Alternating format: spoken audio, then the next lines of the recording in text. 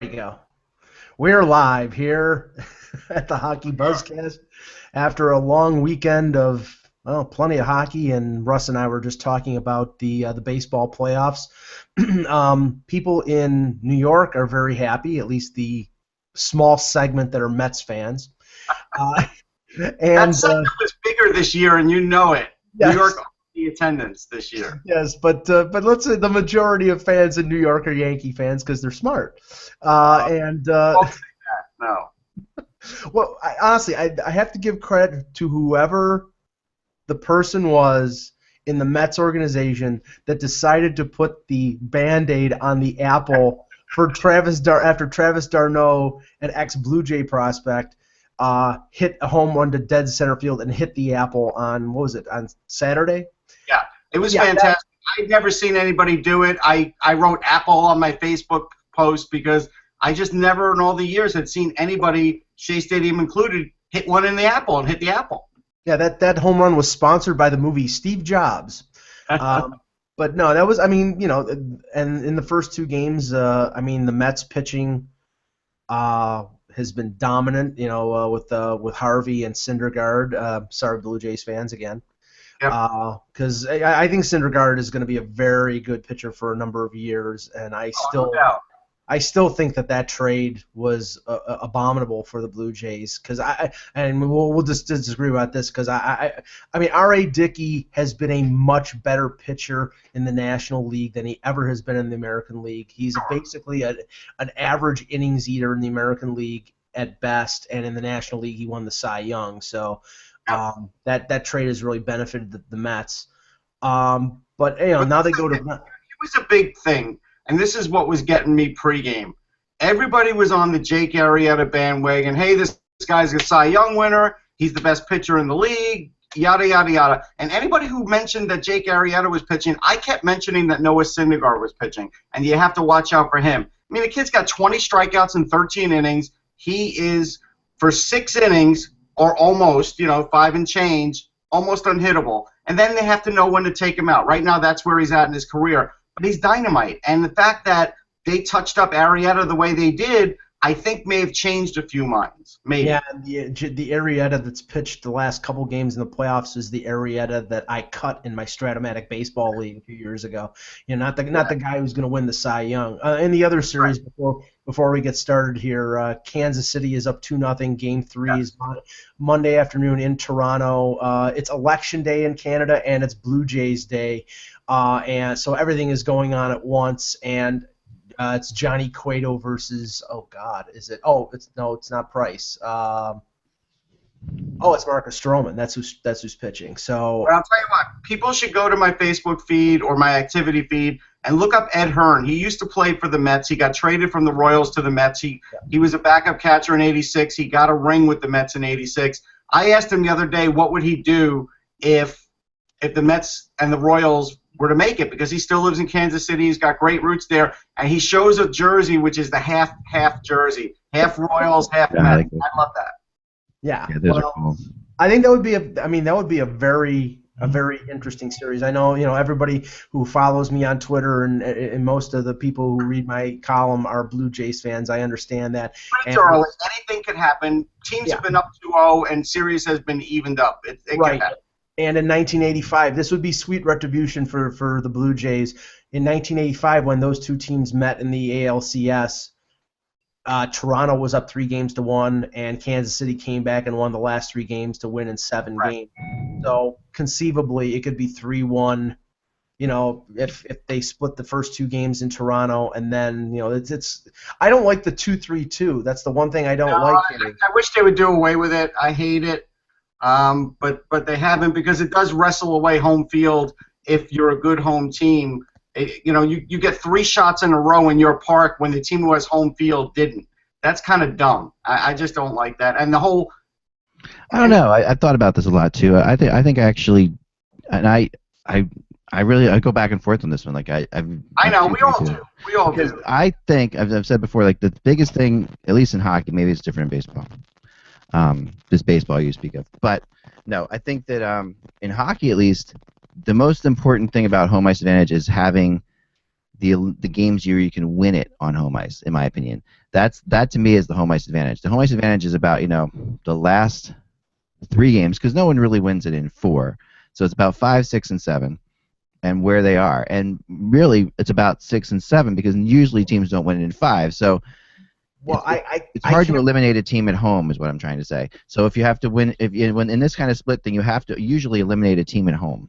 I can't remember who it was that mentioned this, but I was listening to a sports program a few years ago, and they'd said that if you really wanted to give a home field advantage to teams, what you would do is have the first 2 games being played by the team that has less advantage. The team that has the home field advantage, they start on the road for 2, and then it goes 2, 3, 1, 1, which would give the team with the home field advantage games 3, 4, 5, and 7. Right. So I like the 2-2, 1-1 better. The reason I like that better is, and my memory could be totally faulty, and you could eat your ramen noodles while I'm talking about it. Yeah. My memory could be faulty, but I remember a lot of teams, and I sort of remember this as a fan saying, just win 1 there, and we got 3 at home. We can win the next 3, and it's over. And then what kind of home field advantage is there? That's the problem I don't like about that. Yeah, but it's hard to win 3 in a row at home. I mean, that's really hard to do. It's easier to win 3 in a row at home than on the road, and if you do split in the away city, it gives the road team, the team with a lesser record, a chance to clinch at home, and they should never get that chance early on. Yeah, but if they can win 3 in a row at home, then yeah, they should win the series. It's a good argument. It's a good argument either way. They should win the series, and if that's the case, because then that's just that much better. All right, let's start the show. Okay. Okay, here we go. Monday the 19th. 19th of October. Thank you very much. I appreciate that very much. All right, here we go. Hello, Hockey World. It's Monday, October 19th, 2015. I'm Michael Agello. I'm Russ Cohen from Sportsology. And I'm Eklund, and you're watching the Hockey Buzzcast on HockeyBuzz.com. This is the podcast that comes to you every Monday through Friday, right about this time, right about 1 o'clock Eastern Time. And we like to fill you in on the news and the comings and goings and let you know what's happening so you don't have to pay attention. So I'm going to start this Monday because on Mondays we like to, and now the season's going, I think it's always fun to get into the 3 stars of the week, which have begun, which have been named right before we do the show usually. And this week we have 3 very worthy stars, although there are some debatable points to these, as always. I feel safe to say that Sergei Bobrovsky is not one of them. No, not unless you're talking about what he's done for the other teams he's played. I at some point, let's chat about that. But go ahead. I want to get into Sergei. Yeah, I definitely want to get into Bob. The 3rd star, going in dramatic order, is Vladdy Tarasenko, who was 3-3-6 and a +6 in 4 games. It's pretty good. I believe I picked Tarasenko in that challenge. I think you did pick Tarasenko in that challenge. So did I. Someone pointed out to me that he had scored, if you go back to last season, he scored 12 goals in his last 13 games. That's not bad. That's not bad. Well, he's pretty much a star. I think Scott Gomez is watching the Buzzcast because Scott Gomez came out yesterday and compared him to Pavel Bure, and that's exactly what I said when we were doing those picks. It's really funny because I would almost, guarantee, because Scotty is a Hockey Buzz guy. All right, so that's Vladdy Tarasenko really well. Next up, so just when 6 points in 4 games aren't enough to get you into the top 2 stars, the NHL's kind of whacked out. But the 2nd star is Tyler Seguin, who seems to just score by waking up in the morning. He has 3 goals. He had 3 goals and 4 assists and 7 points in 3 games. 7 points in 3 games, which is just astonishing as well. That's a pedestrian week. Come on. And that's the 2nd star of the week. Okay, so. First star? That's like that's 2.1 points a game if you're paying attention at home. The first star would be Carey Price. Who he went. Now this is debate. I don't support that either, but Carey Price has been Carey Price, and everyone who said they can't do it again, he is doing it again. If you're not paying attention, he is definitely doing it again. He was 3-0-0 with a 1 goals against average, a .963 save percentage, and had a shutout, and has been very, very good. The Canadians, like I wrote today, my blog's about whether Canadians are pretenders or contenders, and it's hard to say they're pretenders, but there are always Canadian haters out there, Mike, And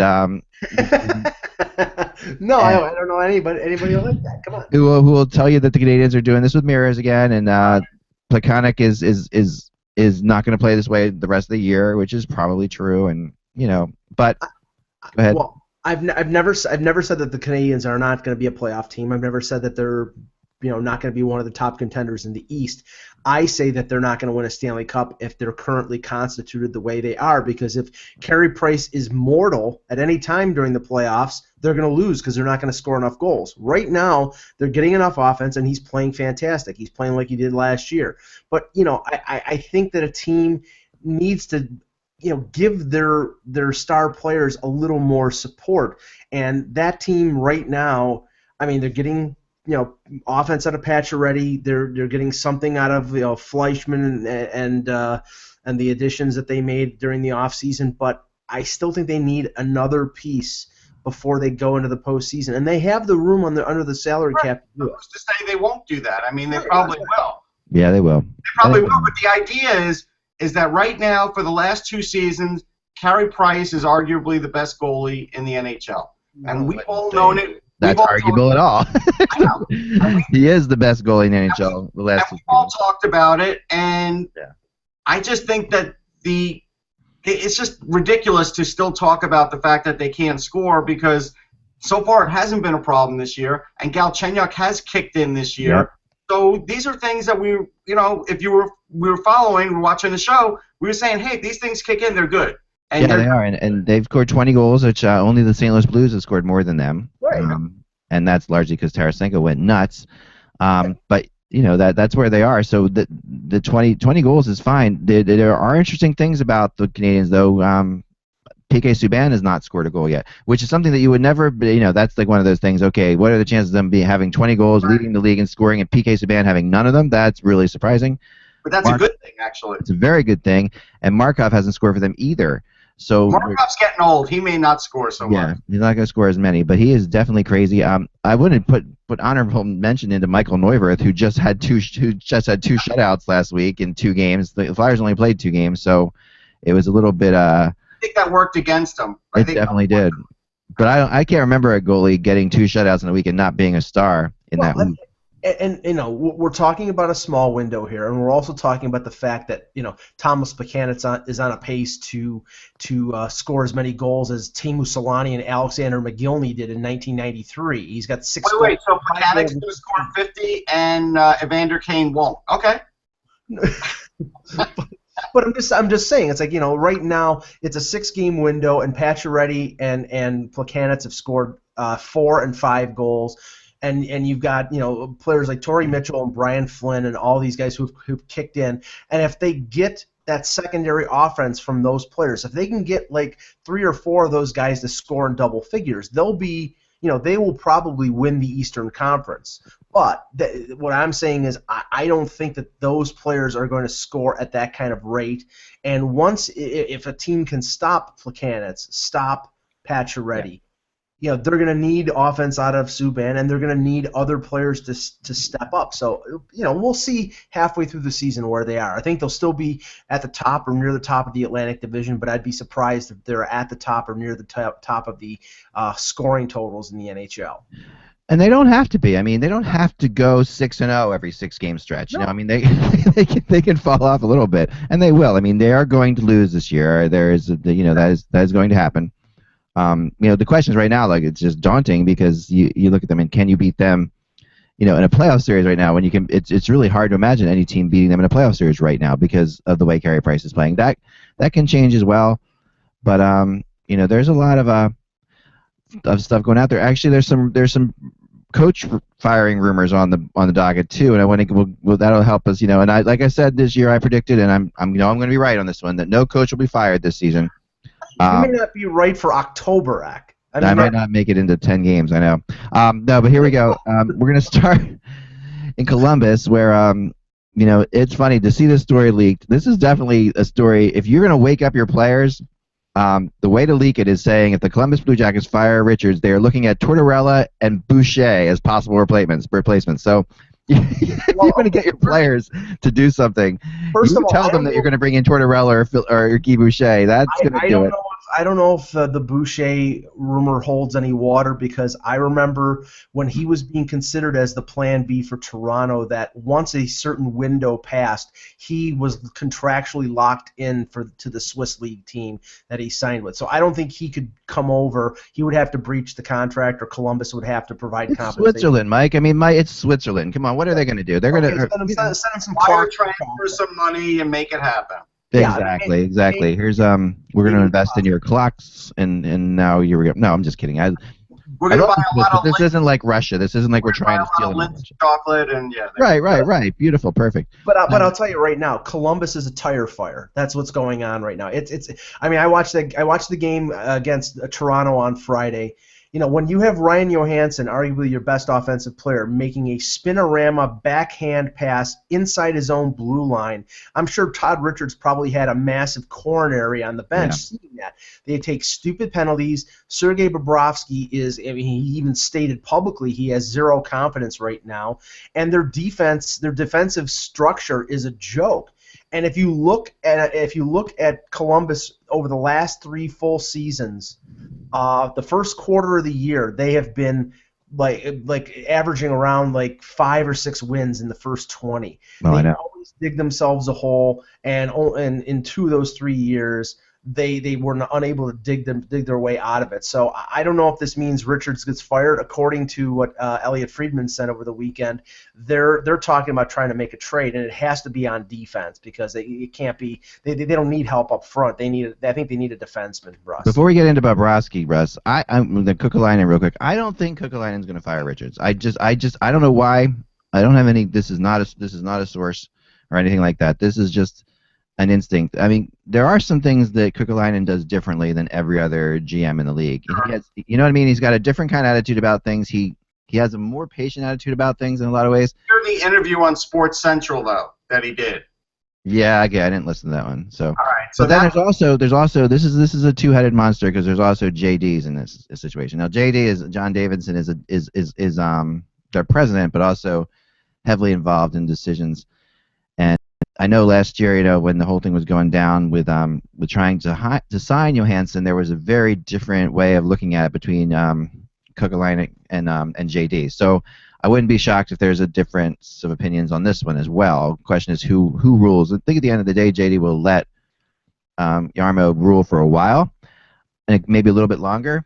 I mean, I don't know at what point it 0-10, or what point at which this does become a little just insane and someone has to just be taken to the slaughterhouse. But I don't think a trade is really hard to make right now in the NHL. I think Richards has a week. I do, because I don't think a trade is going to happen. I think you're right, unless he were to trade with an Edmonton. But the thing is, you know, I had a Russian website ask me about Bobrovsky, and after watching games, I wouldn't have any confidence either. The defense was brutal in front of him, brutal to the point that any good goalie could lose their confidence. Look, we've seen Henrik Lundqvist lose confidence over games. It happens. And I think people are unnecessarily piling on this guy. There's nothing there. We talked about that Savard deal. That was a hope and a prayer that he was going to be even close to worthy of living up to that deal. And their defense was a hope and a prayer. We said, hey, if you know, we thought maybe that the defense was predicated on Murray staying healthy and then playing well.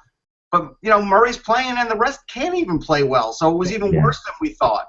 We lost a good defense, though. That was the thing a lot of the media overlooked. They loved the offense and they overlooked the bad defense. That top pairing of Johnson and Savard was -8 collectively against Toronto.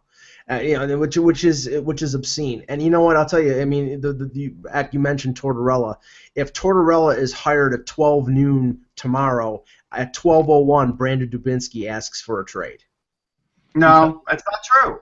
No, I don't. I'm telling you, Vinny Prospal played for him. Go watch that video in Tampa where Tortorella kills him on the bench, and Vinny Prospal was a Ranger for what, 3 years? Under Tortorella? Here's the other thing about Tortorella. When he comes in, he doesn't come in like a lion. He comes. Right. He gets there eventually, but he does try to learn from the situations that happen. And he, you know, how long that will last is always the fun thing to kind of prognosticate, because he does literally know what he's doing wrong. He's not a dumb man. He knows where he's pushing it too hard, and but at some point, you know, that that just seems to go away with At some point, the real Tortorella comes out. Yeah, and at least it has so far. So we'll see. I mean, they're not going to be allowed to go 0-10. No, there's no way. Yeah, I don't think so either. I mean, we'll see. I really think that this is what I think is happening in Columbus. I think what's happening is this. Last year they had all these injuries. We talked about this many times. But the thing about playing with injuries, when a team plays with injuries, is as that team goes down the stretch and plays as well as they did, the players who were there, who were playing, formed a really powerful bond, and they really had an us against them type attitude. They weren't going to tank. They weren't going to do this. All this stuff happened. When you introduce the players back into the lineup that weren't there, you get a real. I really wouldn't be surprised if you're getting a culture clash between what was left over at the end of last year and what's coming back. Because even though better players are better players, hockey's not always like that. Most of those players were back when they went 16-3-1 at the end of the year. I mean, Boone Jenner and all those guys. Yeah, most of them were back, but not all of them. Not all of them, but I mean the thing is, Zach, is that I've seen this, and everybody's seen this many a time, and I'll go back to 6-7 years ago with the Leafs. They would always win, like the last quarter of the season, they would always win 14, 15 of the 20 games because the pressure was off. They were out of the race. Their games had no consequence. They were playing teams that were tight, that were in playoff races, and Columbus played phenomenal. But this year, this team has always had a problem under Richards, stumbling out of the gate, and they've done it again this year. But now, because it's 0-6 and they're the worst team in the league, they're the worst team in terms of defense. They've given up 30 goals against in 6 games. I mean, they don't have a clue of how to play defensively, and I think that Kekalainen either has to shake up something with the roster to try maybe call up players from Lake Erie, or if he doesn't want to fire Richards, I don't know, but I don't think his leash is very long. No. Yeah. No, it can't be long. I mean, obviously it can't be long. I think he's got 2 more games. That's it. Yeah, and also there's another coach on the hot seat too, and that is the Anaheim Ducks, and I've this is The Carlisle rumors are starting up in a big way, because that worked so well the last time around. Yeah, to me that would be a big mistake, honestly. It would be a big mistake. Honestly, I completely disagree because, and this is the thing, Randy Carlisle has been stained by the Toronto experience.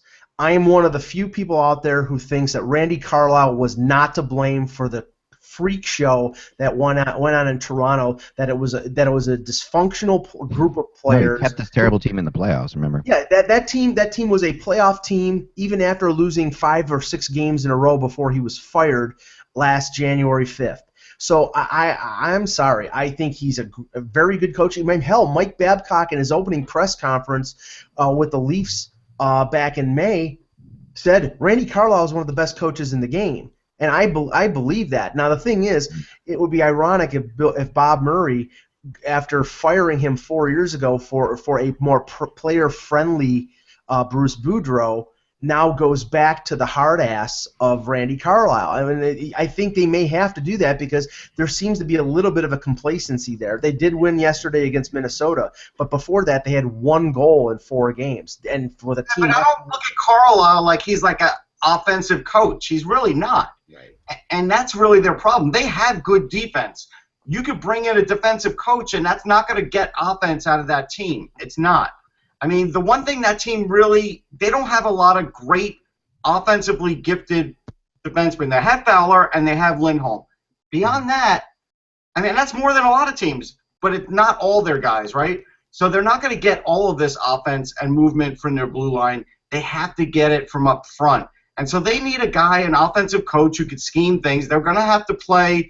They're probably going to have to play like cycling kind of hockey because they've got big guys like Kessler and Getzlaff. They're going to have to win corner battles. They may have to do it ugly just to start getting goals on the board. But that's the kind of – see, again, Tortorella would be a better fit there than Carlisle because Tortorella would get them to at least play a rough style in the corners, and they could back it up because they've got a rough team and a big team. But big team, can that win in this NHL right now? That's what I don't know. I mean, I think what we're seeing a little bit. Under Tortorella style, they probably can.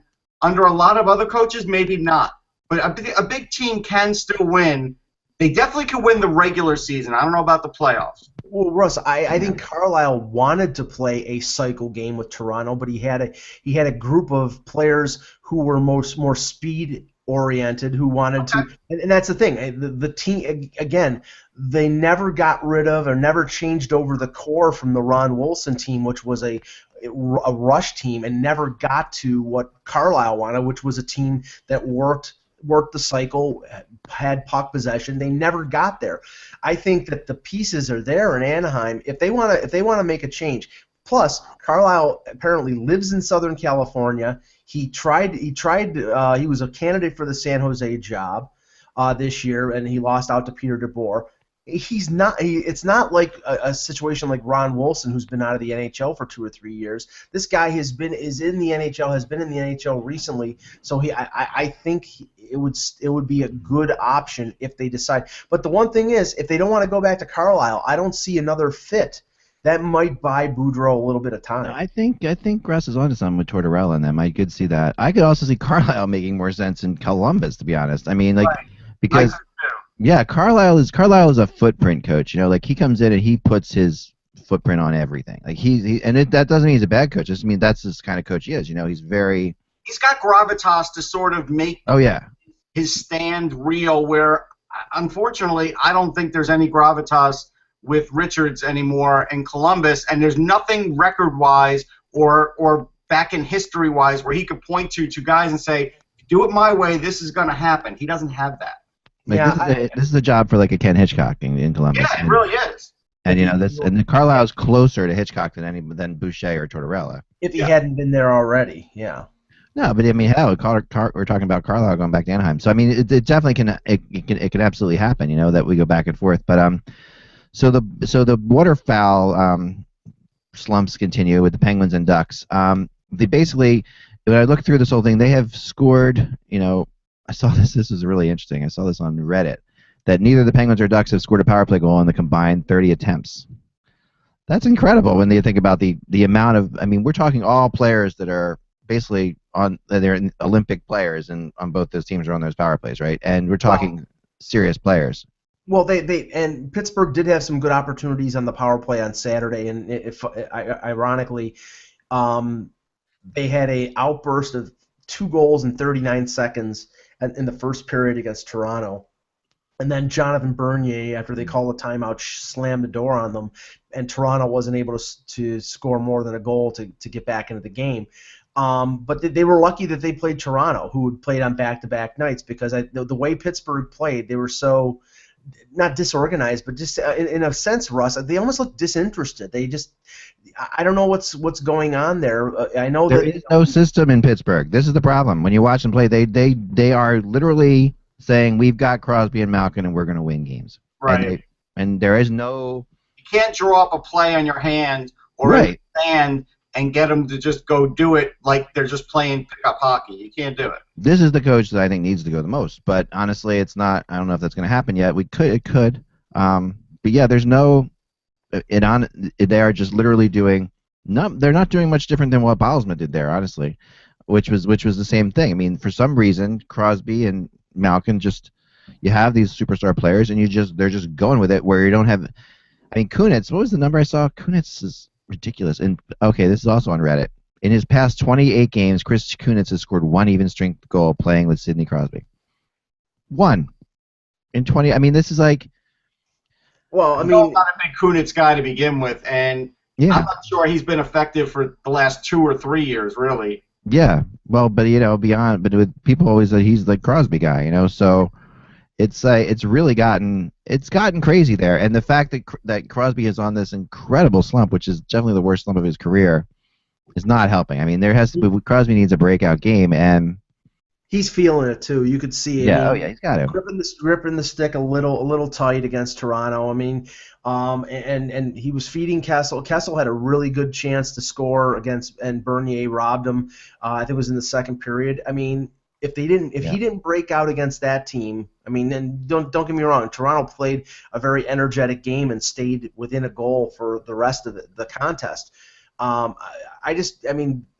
think Crosby sort of needs to play a team that he can break out, like you said, and score a couple goals, then maybe things will rectify themselves. Right now, I think he's feeling the pressure. But is it a team that knows that their defense is so bad, and I talked about this, that you have to play so defensively that it sucks the offense out of your team? Yep. Yeah, it does. I think so. I think that's completely what's happening. And Russ, if you look at the ice time right now, Chris Letang is playing 27, 28 minutes a night. That's begging for him to get injured again. You have to have him down to 23, 24 minutes, but they don't have the other defensemen to decrease his ice time. I know they don't. They really don't. They really don't. Let's get some happy news here. I think that I think the Edmonton Oilers are on the right track. I'm going to throw this out there. I think that, I mean, they won. Obviously, they won a couple games this weekend, which is big. It's been a long time since they've won on a Saturday and a Sunday. But they also, not just what they won, but the way they won 2 different games. They won a high-scoring game, and then they won a close-fought game against Vancouver. They beat their 2 rivals, in Calgary and Vancouver. And McDavid, of course, had a really good weekend. And he's suddenly now. We no longer have to look at the statistics about how many games into a regular season did it take Crosby to get 3 points in a game, that kind of thing. But I think McClellan is doing something right, and I think this is the first coach that has done this, and he is throwing out the concept of who should play with who, and just figuring out how to make these lines balance. He's balancing the lines up, which is really interesting because you're seeing, Yakupov this could be actually the salvation of Yakupov. I mean, he's looking great, and he's a great player, but now maybe he's the kind of guy that needed to work with a guy like McDavid. Well, yeah, I don't think there's a salvaging, really, because he always had speed, he always had a great shot, he always had ability. He scored 14 goals in a rookie season, I think, with Ralph Kruger, and then it all went downhill after that with Aikens and other coaches. So I don't think there was a salvaging there. I'm not buying just yet, though. I'm not. Yeah. I want to see, a little bit bigger picture, a little bigger sample size. But, to win a couple in a row is good. Yeah, and all the number 1 picks were very impressive in Calgary. I mean, Nugent Hopkins, Yakupov, Hall, and McDavid all scored. McDavid looked really good. He looked really good last night against Vancouver. I mean, this group is too talented to not have some success. The question is whether they can have consistent success, and I don't know about that with the group of defensemen that they have. I mean, Cam Talbot has played well, which I didn't expect, and if they can get good goaltending out of him, then I think they can get around, be around 500 and get around 80 points. But the pieces, the big building blocks are there. It's the small pieces that they need now to add to be a competitive team, and I don't think they have that right now. Yeah, I mean, you might be right, but there's definitely a sense that they're finally doing this the right way. They talked about it so much, they've talked about ad infinitum every year. And last year at times they looked good too. So you're right. I mean, it is a small sample size, Russ. You're absolutely right. But I feel like the way they're doing it, where they're not relying on any one line. And even though they have, obviously they have such talent, they're really balancing it out. McClellan is getting all his lines to play. He's playing 4 lines. It's good. I mean, it's a good sign for these guys. And go ahead, Russ. No, I mean it is. I can't downtrod anything, and I'm not shocked that Cam Talbot's playing well. But again, I want to see, because I did see some really bad games a week ago too. So that's, like you say, consistency. Let's see. Yeah, consistency. And they're doing it without Eberle. He's still hurt, and they're doing it without Draisaitl, who's down in the AHL. So I mean, right now, those veteran players like Lauri Korpikoski are stepping in and scoring a couple key goals. And if they get those guys, the Matt Hendrickses and the Korpikoskis, if they get them to kick in offense to take a little bit of pressure off Hall and Nugent Hopkins and Yakupov and McDavid, then it's a more successful stew. It works a little better. Yeah, no, that's sure. That's very true. Another team that is really slowly kind of surprising people, not surprising people, but just coming into their own, is Dallas. I mean, we talked about Seguin, who has just been, otherworldly. But beyond him, they really, if you watch them play, they made such great. This is why Jim Nill is so good. I mean, other teams could have picked up Patrick Sharp and Johnny Oduya, and it wouldn't have mattered as much as it's mattered to Dallas. Like, he actually has made it they're two players that fit so well with them. It's made Sharp look like it's really kind of revitalized his career. I mean, Sharp was good last year, but he was such a complimentary player and at times invisible. But he looks like he's the perfect fit for this team. I mean, and all this is going on meanwhile, where the big Russian kid from last year that we all talked about so much, Kushkin is struggling like crazy, and could possibly be benched if he wasn't even benched this weekend. I heard he might be. I didn't notice. He's only played 3 games. He hasn't scored any. There have been some reports out there that his hip is still not 100%. That was what he had surgery on. I don't know. I've heard some rumors that Ruff is having trouble getting through to him about what type of play he wants him to play. And if that's the case, then that's a problem because he's got a lot of talent. But right now, I mean, to me, the guy who's stepped up is Spezza. He's Spezza's making a real case for himself. Yeah, I mean, if they shut down Ben and Sagan, which is tough enough to do, you've got that second line with Spezza and Hemsky is scoring, which he didn't do last year, and they have the rookie Janmark who's playing pretty well so far as well. I mean, I don't know if they can keep it up at the current pace that they are. They're going to score a ton of goals. That we know that. It's a question of whether they can play defensively, if that group, the blue line group that they have, besides Klingberg, can really stick together, and whether they get consistent goaltending out of Niemi and Lettinen. So far they have, and they're successful, but it's a long season, as we know. Well, here's the thing. 2 things. I think Spezza has proven my point about how you can't dismiss him for Team Canada. Every time he scores, Russ, I think about that. I think about, Russ talking about Team Canada. I do. It keeps coming back in my head. You're absolutely right. You called that one. He's just a really talented guy, and everybody was sort of just pushing him aside, saying, he's in Dallas. Forget about Jason Spezza. He's 35, But he's always been super talented. Always has been.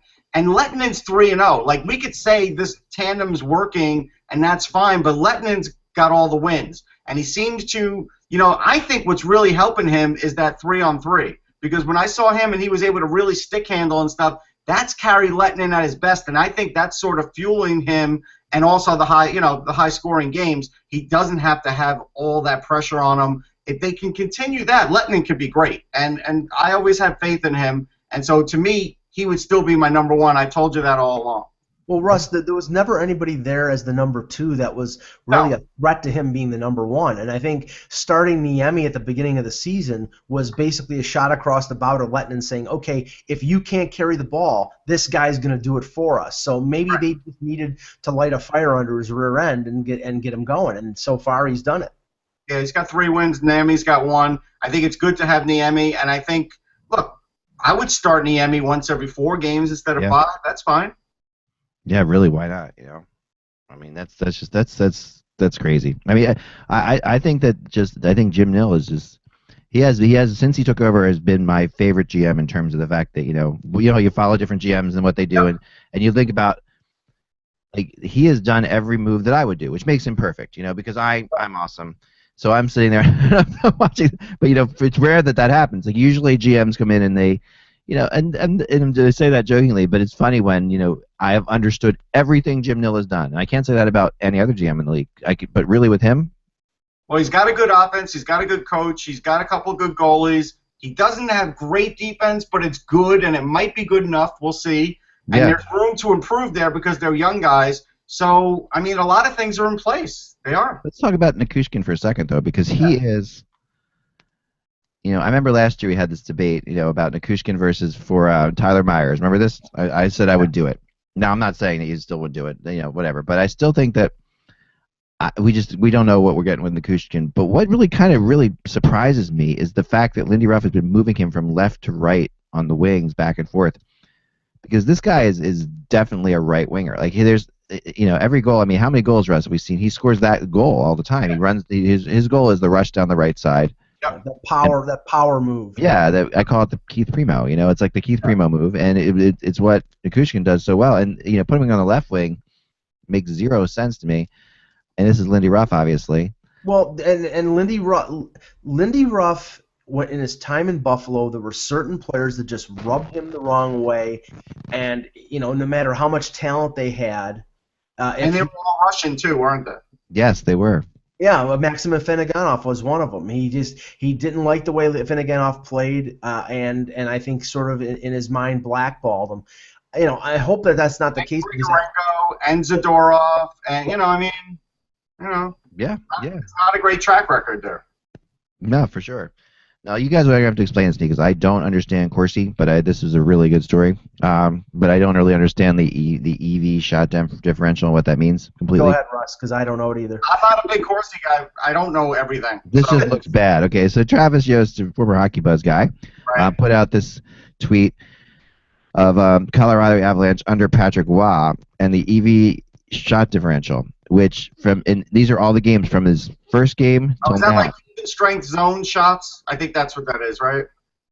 Even EV, yeah, man. Even strength. I think that's what it is. Yes, even strength shot differential. Okay, so Right. the shot. And all I can say is this line does not look good. For what it's worth, I'll say that much. I mean, this really does. I mean, I watched the whole Kings Avalanche game last night. Right. For selfish reasons, because I was in a pool and I wanted Jonathan Quick to win. But I watched the entire game, and first of all, the two teams very much in disarray. But beyond that, just the Colorado Avalanche, just Nathan McKinnon is invisible. He's absolutely in that game. He was invisible. I mean, I know he's had some pretty good games lately, but they unless they're on the power play, the Avalanche don't seem to have any kind of set offense at all. Like on the power play, they set up well, but their rushes are totally confusing, and they're getting great goaltending. I mean, they're getting incredible goaltending despite the fact they're not winning. I mean, last night that backup was in, and he was really good. I mean, and they're getting a great. So this whole thing is, I mean, was Travis saying that this was a big deal when Colorado was making the playoffs? I mean, because obviously he was dipping when he was making the playoffs. Yeah, no, it was. It had.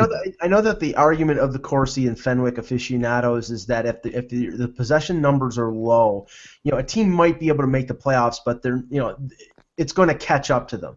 But I look at this right now, and James Myrtle, a colleague from the Globe and Mail up in Toronto, that points out that the top possession teams in the NHL, 3 of them have the best records in the league: St. Louis, Montreal, and San Jose. The other 2 are Carolina, who's 1-4, and LA, who's 2-3, which tells me that possession is meaningless because if you can't score, what the hell good is the possession? Kings are phenomenal in whatever the statistic is, always. Like they even the whole, and that's why Corsi was winning. Corsi was gaining so much attention, I thought, because the Kings were winning this thing, and they were winning Stanley Cups, and they were obviously a really good team, and they were going along.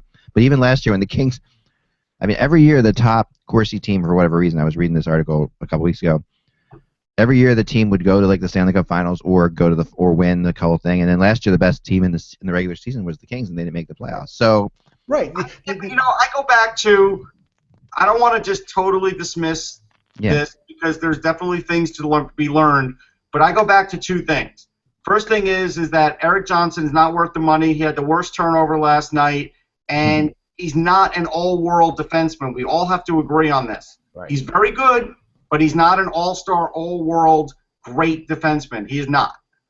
That's one thing. And the other thing is neither is their defense. And if your defense isn't great, you are going to have trouble generating shots because you're always trying to play defensive hockey. And Patrick Waugh is a defensive coach. So the fact that he is a defensive coach means those numbers were probably that way for Quebec when he played in juniors and they used to win. So you have to take it with a grain of salt. Yeah, I think you have to. I mean, I really do. Now tonight on the docket, I saw Grigorenko played and he actually blocked the shot. How did he look? He looked okay. I mean, he was kind of invisible for the most part. He blocked the shot and he had a takeaway. So that just shows you that he can play that style hockey. Right. So I mean, the Kings. This is a funny story. So I this weekend delved into, for research purposes only, DraftKings. Okay. No, I'm serious because I know that I should call my credit card company right now and tell them never to accept a charge for DraftKings ever again because I made my one deposit and I'm going to see how long I can go because this is crazy addictive and fun. So I completely understand why this is winning. I'm actually in the money for the NFL thing, not to win $1 million, but I'm like 26,000th of 700,000 or whatever. I won $40, and depending on how tonight goes, I could win $40 in there. So last night I joined a pool that was kind of fun. I said, I put $100 in to start this thing, and I'm like, okay, and because they matched $100, that's cool. So I'll do that $100 because everybody's talking about it. I feel like I can't do my job without this. This is my justification, at least to my wife. So anyway, so I put it in there. So I put the money in, and I'm like, I looked at all the different things, and I joined like a $3 pool 2 nights before, and there was like 700 people in it, and I was like, oh, and I did okay, and I picked, that was the night Kessel and Crosby were playing, and in Pittsburgh, and I'm like, I figured against Leafs, I'm like, oh, I'm gonna go with Mike here. They're gonna break out of this, so I went heavy on them. You're gonna blame me for your losses. Oh, my $3 loss.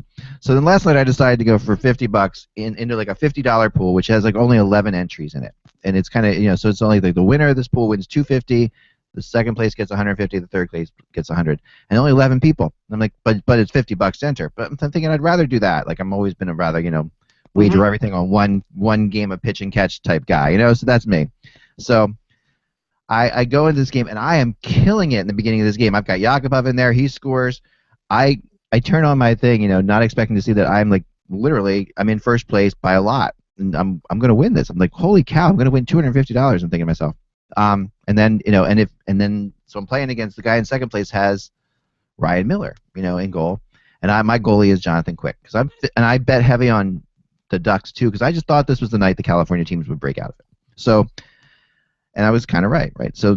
So I have this whole thing going on, and it's so funny to watch this. And I'm watching, so I'm desperate for Colorado because the way you get points in this is your goalie gets points for shots that he saves. Colorado just didn't take any shots in this game. They decided that even when they got in the zone, they wouldn't shoot. They would just pass up every opportunity, and that was really telling, but very frustrating for me as I sit there with my live thing, realizing I'm like 0.6% away from $2 million, or no, 0.6 away from $250, and all I need is for Colorado to take 3 stinking shots, and they will. In the entire third period, they took 2. So I'm sitting there and I'm like, oh. So I ended up winning third place, which was pretty good. But I was oh my gosh, yeah. But this is what makes it gambling in my mind. I know, but I'm sitting there and I'm. The whole thing. This is why my dad taught me a long time ago. Yep. You shouldn't gamble because things will happen in sports that you can't explain. Completely. Like, what if you had the Colts last night and you see them line up for that wacky 4th and 3 where they're trying to go for it and they don't even have a legal formation and they've got the punter under snap from center and nobody blocking for him. Like, it's just... Oh, yeah. What if that happens in a hockey game? And Patrick what if you've got Michigan, on the weekend? You got Michigan against Michigan State. I mean, come on. There were crazy things that happened, and hockey, I think, above all other sports, is more random than any. I think there's so much randomness when a puck goes from the point to the goal. There's 6 different sticks and 12 different pairs of legs that you can knock off of any of them and go into the net. So it is fun. I see how it works. I see how I'm not gonna do it again. I mean, I'm gonna keep gambling with what I've got. Right. But I'm not gonna do it. I'm not gonna put any more money in. But I think that I suppose I totally get it. And they don't really do hockey that well because it's not like football. And looking at how the point scoring goes, I mean, there definitely is room for a better version of this. But I just as I watched it, I'm like, holy cow, this is it's fun. And you're right, it is gambling, and it does have me like staying up to watch the end of the Kings, Avalanche game. Yeah, that's the insidiousness of fantasy sports is the fact that even the most meaningless game, like people who are in fantasy leagues, they're going to be watching the Monday night game. I don't even know what the hell the Monday night football game is, but they're going to be watching the Monday night football game because the running back, they need him to get 16 yards to win their game. And I'm like, honestly, I don't know if I can be bothered to watch that. I stopped playing. We're the last 2 guys in America that don't do this. Like, I'm in a pool. I'm in a hockey pool. Don't get me wrong. But I really turn it off when I'm watching games, and I don't really think about it. I'm with you. I don't. That's another thing. I check my stats every morning, but I don't really think about it that moment because I really want to just watch and enjoy games, and so I do. But I must be in the minority. I'm telling you. There needs to be a more creative way of doing it for hockey because it's just I mean, I don't think you're in the. I don't know if hockey people are really doing this. It's really football people that are mainly doing it, but that's typical, right? So, but yet at the same time, I can see it. I can really see it working with hockey. But it has to be done in a more creative way because hockey people are very different than football people, the way they look at it. Because right now it's just basically like a goals and assists thing, and there's more to hockey than that. So there has to be a way of putting that together. It was fun. I mean, I think the way to do it is probably to do like what I did and put more money into a smaller pool because there's more likely skill when you're playing against 11 people. For what it's worth, skill of picking players that may or may not perform. No, I agree. But it was definitely fun. And I would do it again. Well, we can say that the Boston Bruins fans can pull back from the ledge right now after a couple victories on the road. They won in Arizona Saturday night, Russ. So I think that Ty covering the team and a lot of the Bruins fans now can breathe a little bit easier. Because at least the Bruins seem to have righted the ship a little bit. They're gonna have to beat up the competition, but I guess that's what they're gonna try. Yeah, they are. That's what they're gonna have. I mean, that's the old Ed Snyder thing. They can beat us, but you're not gonna beat us up. Right. So I mean, and I think Joe Vitale learned that. Unfortunately. Yeah, unfortunately, he's right. All right, so finally, the Team WHL roster has been announced for the Canada-Russia series. Oh, okay. So this is right up your alley, Russ. This just came out. So I'll throw through some of the forwards for you and tell me if you hear anything that's kind of strange here. There's a lot of players, but I'll just go through as quickly as I can. Matthew Barzal, Connor Blakely, Rourke Cartier, Cartier. Yeah. Jake DeBrusk, Ryan Gropp, Jansen Harkings, Jace Hawryluk. Yep, Hawryluk, yep. Nick Merkley, yep. He's a good one. Nolan Patrick, Braden Point. Nolan Patrick could be a top 5 selection in the 2017 draft. I think he's only 16 years old. Right. Son of former NHLer Steve Patrick and nephew of James Patrick, and is already a star with I think it's the Brandon Wheat Kings. Yeah. And he's from Winnipeg. Braden Point, Brett Pollock, and John Quenneville. That's a good team. They've got a good mix there, and I think it's interesting that Ryan Gropp is there because a lot of Ranger fans complained they didn't think he was a great pick, and then they complained about him at the Traverse City. And this is a kid who's really a really gifted offensive player. We just had Gordy Clark on our show. I mean, he's over the moon about him in the sense that where they got him in the draft. He could really be a guy that provides offense, and they got him, I think, in the 3rd round. So, wow. But that's a good team, though. Let's hear the Russian team. All right, now I got the defense still. I don't have the Russians yet. Cale Clegg. Right. Hayden Fleury. Yep. Brendan Gull. Joe Hicketts. Yeah. Noah Yulson. Right.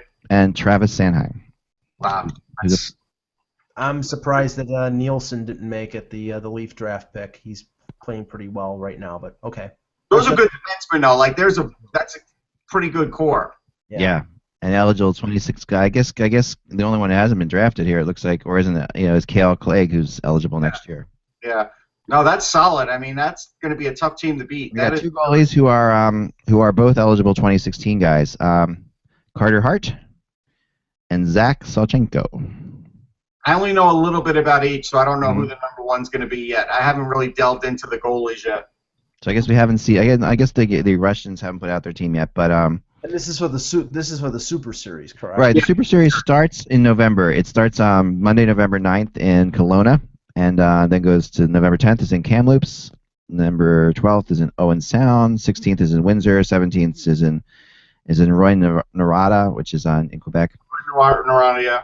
19th is in and it ends in 19th in Halifax. So it's a cool series. I mean, I've always been a big fan of the series. I like the series a lot. Yeah, a lot of the scouts will be there because this is a good preview to see. I mean, there's a lot of 2015 picks already in it, but there are some 2016 and 2017 picks that they'll want to take a look at. Yeah, and there's some, looking at team players who have the teams with the most players represented in this. I was just trying to go through it. We're pretty mixed. There's pretty much like one player from every team, or at least not from every team, but there's not really many teams with more than. I couldn't find one with more than one player on here actually as I go through it quickly, but I might be missing something. Yeah, I mean, but like I said, that there's such a good mix of guys there, and the only guy I'm trying to think now, but he might be in the AHL. I'm trying to look it up. Is Theodore back, or is Theodore in the did he go to the AHL? I thought he was too young. Shea Theodore? Yeah. He got called up by Anaheim because of their. Okay. Yeah. He was in the AHL, and him and Corbinian Holzer were called up by the Ducks. Okay. So that would be why so he was in the AHL already. So that's why. And Brendan Gooley, who you mentioned, Dak, he was going to make the Sabres. He played very well in training camp for them until the game they played against Toronto, and Dion Phaneuf dropped a bomb on him at center ice, and he got hurt. But now he's back and he's playing for, I think it's Prince Albert, and he's playing pretty well. So the only name missing that we really would probably expect is Provorov, but Provorov's not on the list. No, he's going to be on the Russian team though. That's why. He'll be on the Russian team, right? And and the others, I guess, are in. Is Moran's in for the Phantoms, right? So he's down there. Yeah. Too. All right. So here's a guess for you. For you, Rusty. I'll put you on the line. By the way, really good show on Friday too on XM. You got to check out Russ's show on Friday, even though it goes on the same time as our show. On Friday. It really does feel like you're cheating on us, Russ, but that's all right. No, it's not on Friday. It's on Saturday and Sunday. Oh, it's filmed on Friday, right? It's recorded on Friday. It's filmed on Friday, so it's not at the same time as your show. Right. It's on 8 to 10 Saturday, and then Sunday is a whole different time. So don't. Yeah, so definitely check. It's the best show on the air. So there's 1, 2. Except for ours. So how many first rounders do you think, just off the top of your head, are in this team? 15. 9. 9. Wow. But there's 4 second rounders. There is a guy there's one free agent on this list who was signed as a free agent. That would be Joe Hicketts, right? He's signed. Yeah. And the lowest round of anybody on this list is Rourke Chartier. Yeah, where'd he go? 4th round? 5th round by the Sharks, 149th overall. Okay. But really, beyond that, there's really not many players. I guess Braden Point was the 3rd round, but yeah, it's really not. Yeah, Rob, I think, was 3rd too. Yeah, so it's pretty good. I mean, it's a good. We'll talk about the tournament when it gets there. So that's all the time we have for today, guys. It is high 2 o'clock right now. I don't think you say it that way. Remember, guys, without the buzz, it is just hockey. We will talk to you soon.